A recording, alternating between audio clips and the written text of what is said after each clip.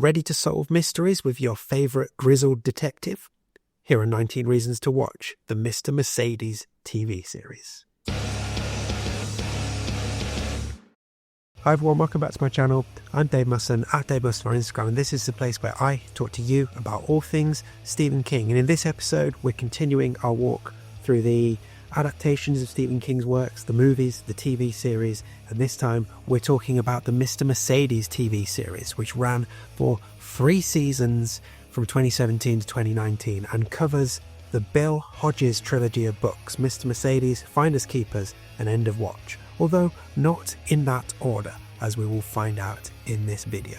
So in this video, I'm going to give you 19 reasons to watch this series and talk a little bit about what I liked, maybe what I didn't like, and just do the usual thing that I do here when I'm covering adaptations. Okay, sound good? Cool, we'll get onto that in a moment, but first, a couple of quick plugs. So, you know the deal by now. If you've been here before, you can check out my range of Stephen King themed band shirts. There's a link in the description. You can also check out my own collection of short stories, Once More Round the Sun. It won some awards in 2024. And if you like Stephen King, you'll probably like it. And if you enjoy what I'm doing on this channel, you can become a constant viewer. You can become a member of this channel, get special access to exclusive content, some fun emojis, loads of other stuff as well. All of the links are in the description. Okay, so as I mentioned, we're covering the Mr. Mercedes TV series this time, which stars Brendan Gleeson as Bill Hodges, Justine Lupe as Holly Gibney, Harry Treadaway as Brady Hartsfield, and loads of other people as well. Now, this show gave us a lot of content across its 30 episodes, but is it any good? Well, that's what we're going to try and discover in this video.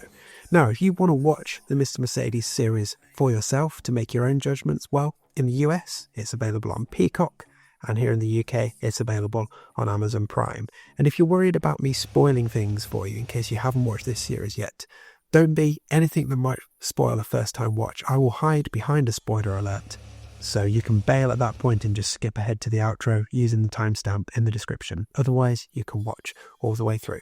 Okay, enough intro. Let's get into these then. 19 reasons to watch the Mr. Mercedes TV series.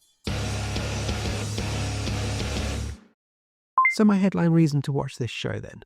Well, it's a very thorough adaptation of those 3 books, and they are, as a show, as a bunch of episodes, full of a good cast of people putting in some very good performances. And actually, if you were to say to me, hey Dave, I've watched these shows, and actually I like the TV show more than the book, I would totally understand. It's good TV. Now, because it's good TV, it's kind of odd that not many people have seen it, but that's mainly because of the weird network that it ended up on, the Audience Network, which seemed to only exist purely to make this show and has then sort of disappeared. All of the shows are now on Peacock. They've been there for a couple of years and slowly more people are discovering it, but it's taken a long time to get here, which is a shame because, as I said, it's good TV. Now, this is good TV. I've said that 3 times now, but there is one gripe I have with this show. And that is that it's too long. We have 3 seasons, each of which are 10 episodes, and basically every episode is an hour. We do not need quite that much Mr. Mercedes. Now, if this had been 6 one-hour episodes for each season, it would be really lean, really mean, and we would be talking about one of the best Stephen King adaptations, particularly when it comes to TV shows, series, that kind of stuff. But this is just too padded. And even though it's really good and the highs are really high, each episode feels like a real slog to get through.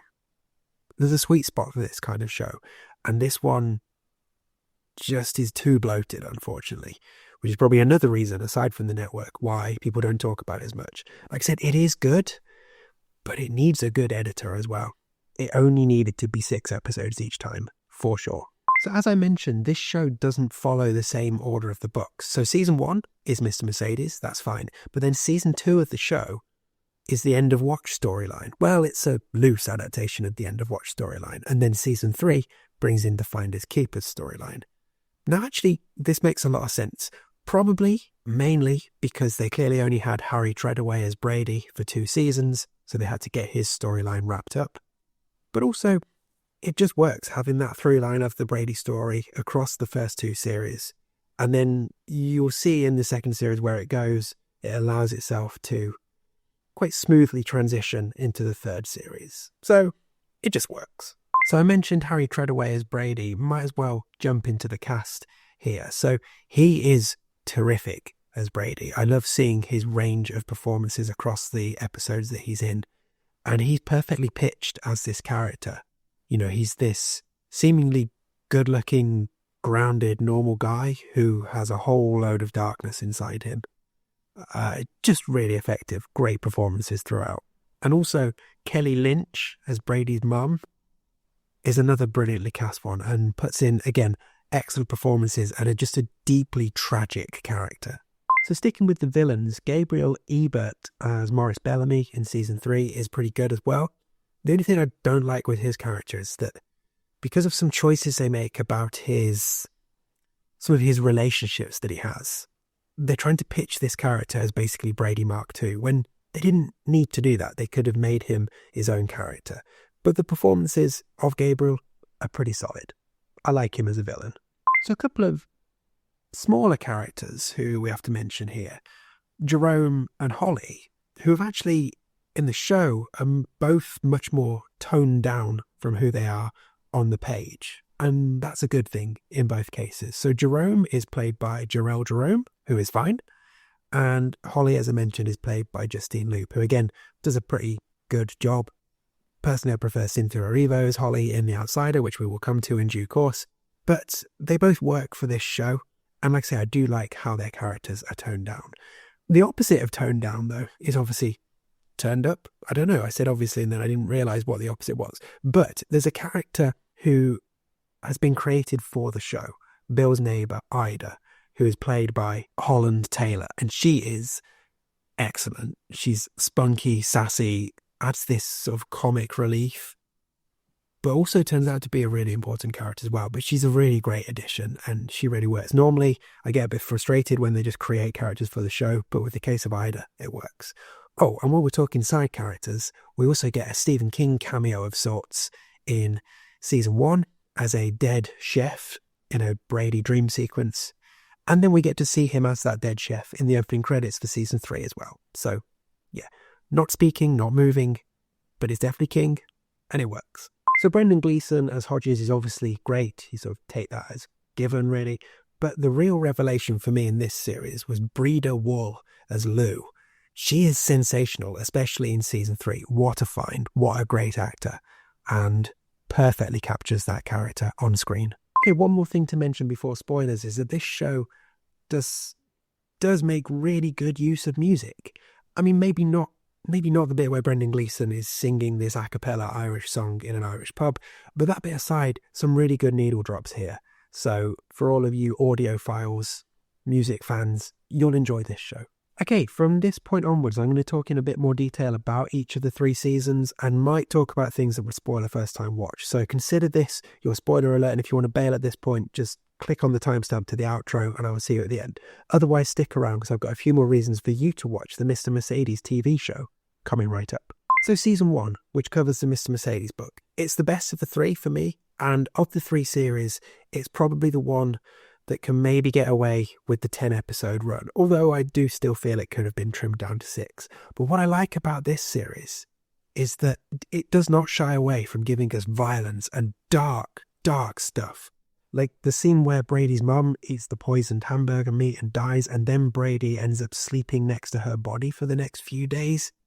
It's just grim. Like, it doesn't flinch, and I like it a lot for that. The unravelling of Brady over the course of this season is excellent as well. Episode 7 opens with him dancing like an absolute freak to Radiohead in his basement. He's just this like super hot incel, just freaking out listening to music for weirdos, i.e. Radiohead, exactly as you would expect it to be. And you just know at that point, okay, we are in the hands of something truly unhinged. This season also has my favourite moment of the entire show. Of course, it's the opening at the job centre. Just brutal.